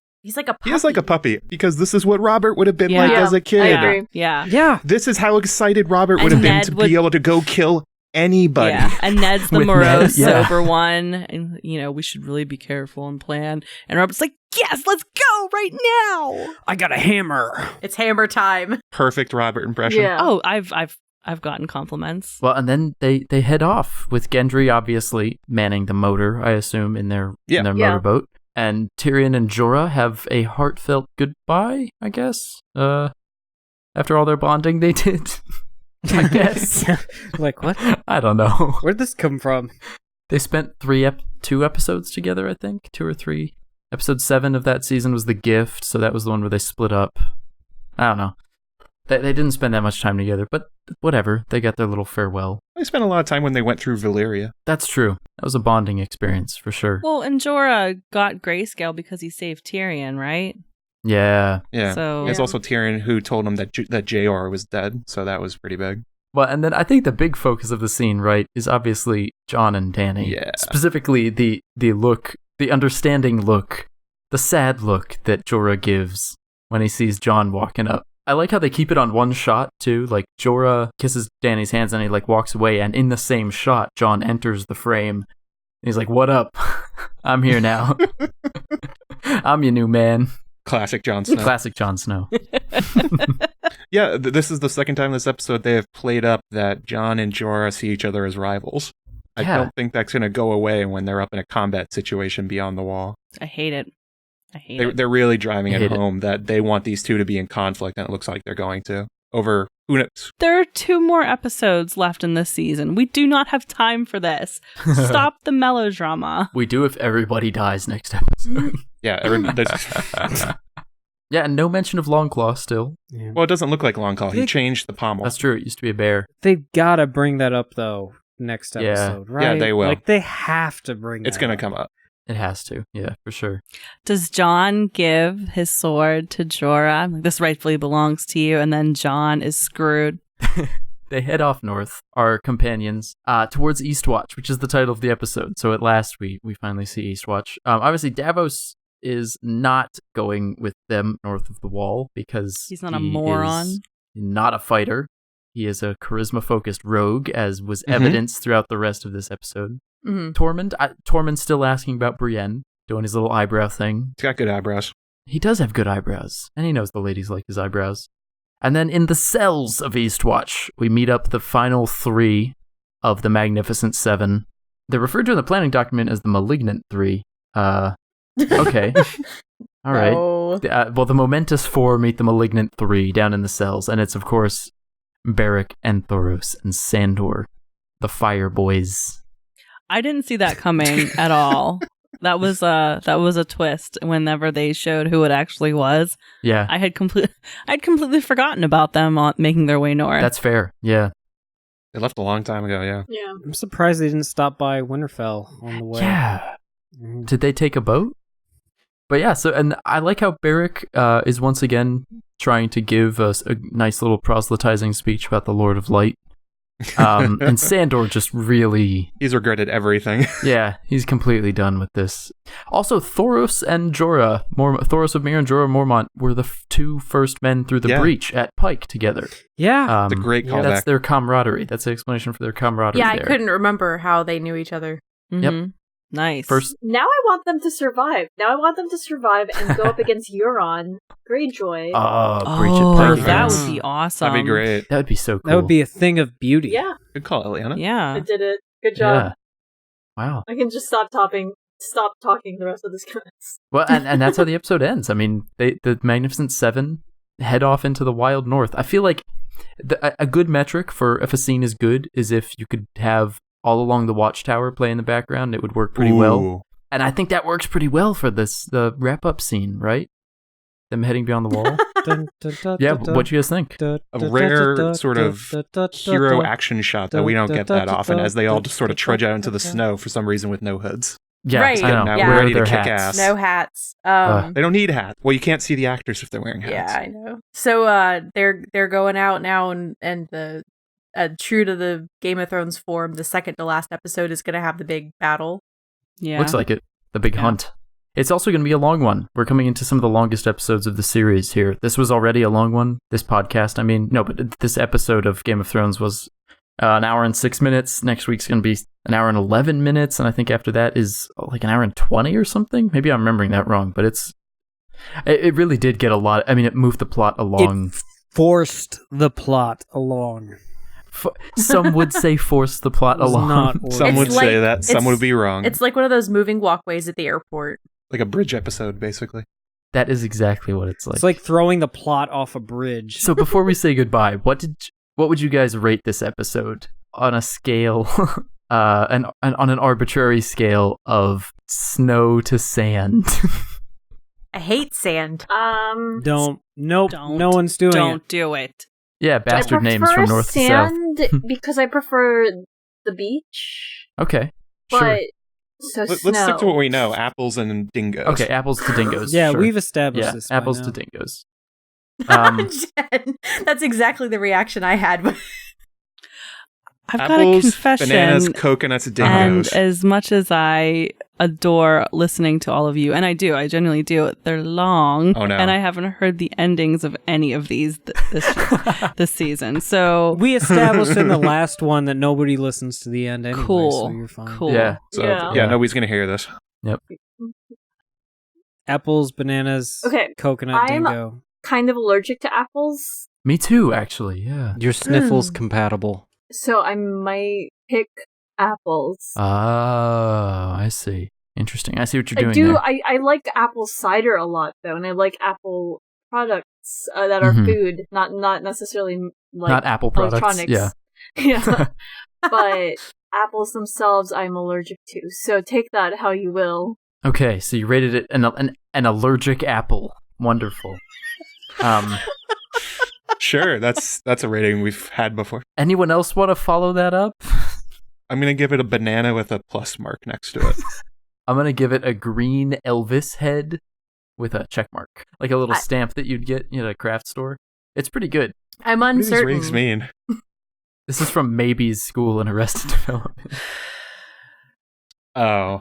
No, look, Your episode references are can too be- deep. I'd give it a banana. I mean, I really like this episode a lot. I don't know if I liked as much as last episode. Just because Yeah, it's last kind of a episode was letdown. short and it had one of the best battles the show's ever done. Last So- episode was coconuts, and I really like coconuts.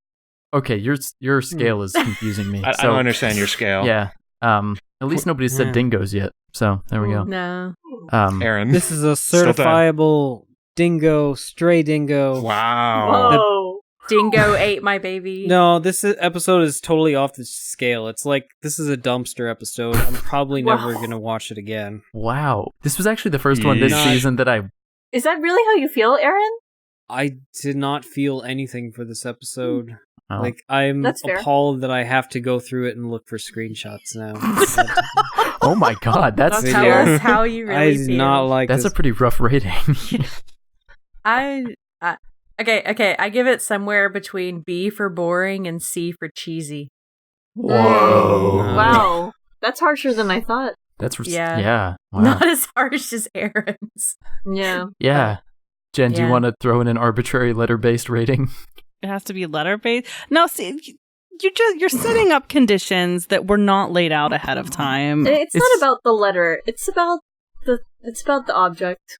Okay. I was gonna say no one's listening to us now anyway. Yeah. You can say whatever. Okay, I was gonna say I rate it 3 lemon cakes.